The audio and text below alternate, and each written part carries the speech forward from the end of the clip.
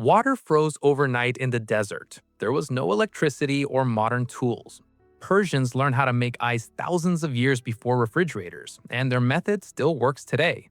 This is a Yakhchal.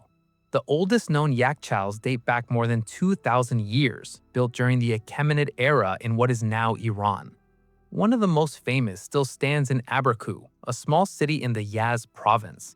It rises nearly 60 feet and has survived scorching desert summers for over 2 millennia without a single moving part. A Yakhchal is shaped like a huge clay beehive rising from the sand. The cone shape had a purpose. It drew hot air up and out through the top, while cooler air stayed near the ground. Even before anything was stored inside, the building was already working to keep things cool. The walls were built from a material called saruj. It was a mixture of sand, clay, egg whites, goat hair, and ash, mixed into a plaster that hardened like stone. Saruj blocked heat from the outside almost completely. Walls could be several feet thick. Inside, it was cool no matter how brutal the sun got outside. The water didn't come from nearby wells. Persians built underground channels called qanats to bring water from mountains miles away.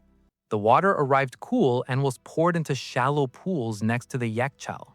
The shallow pools were important because shallow water loses heat quickly. On clear desert nights, heat leaves the shallow pools and escapes straight up into space. The water temperature can fall below freezing, even if the air was 100 degrees just a few hours before. By morning, a thin layer of ice covers the pool. Workers broke the ice and moved it into deep pits below the Yakhchal. Tall towers called badgis sat above the structure and pulled cool air down into the storage space below. Combined with the thick walls, that ice could last through the entire summer.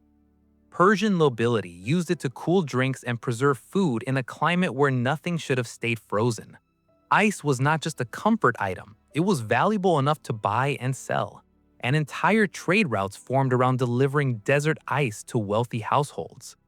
One of the most famous results of this system was a frozen treat called falude, made by mixing thin noodles with rose water and fruit syrup, then chilling it with Yakhchal ice. Historians consider it one of the earliest frozen desserts on record. This is the detail many people overlook.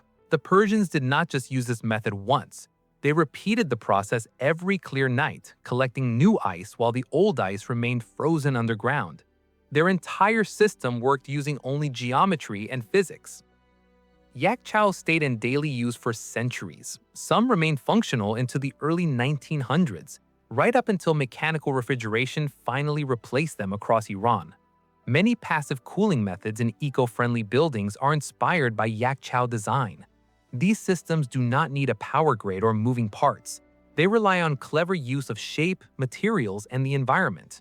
Our ancestors were not primitive. They worked with a level of environmental engineering we are only now starting to respect again.